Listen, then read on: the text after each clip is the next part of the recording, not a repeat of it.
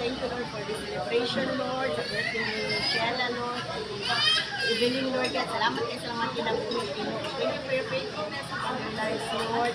Salamat kayo, Ginoo, sa minabayan at Africa, for your faithfulness sa kinabuhi, at another year that we have with our lives, oh God, we ask you to bless them, Lord, with your guidance, with your spirit, for empowering them.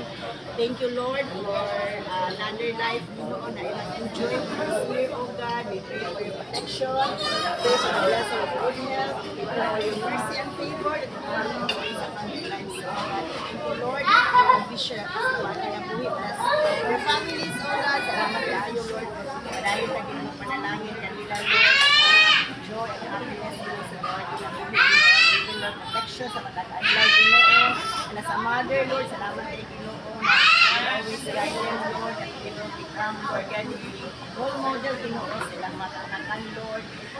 Thank you, Lord, God, for magagiyan ka na kanila, Lord. About, Lord, their responsibilities and duties as a mother, oh God. Salamat kayo sa mother na kami months, Ginoo, sa family. Ay, salamat kayo, Lord, na continue to make them an overcomer, Ginoo, sa matag-adlaw, Lord, sa mga struggles, Ginoo, sa mga circumstances, situations, oh God. Salamat that you will always reign upon their lives as King of Kings and Lord of Lords. Lord God, we want to thank you, Lord God, for this wonderful day, Lord, for the opportunities, Lord, the fellowship, Ginoo, and ihatag ka naman even for the food that we have enjoyed.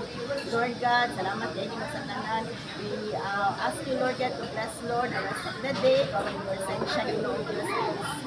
And day, Lord God, we want to bring back unto you the glory, the honor, the praise, and thanksgiving. You, Lord, are worthy to receive it, Lord. In Jesus' mighty name we pray.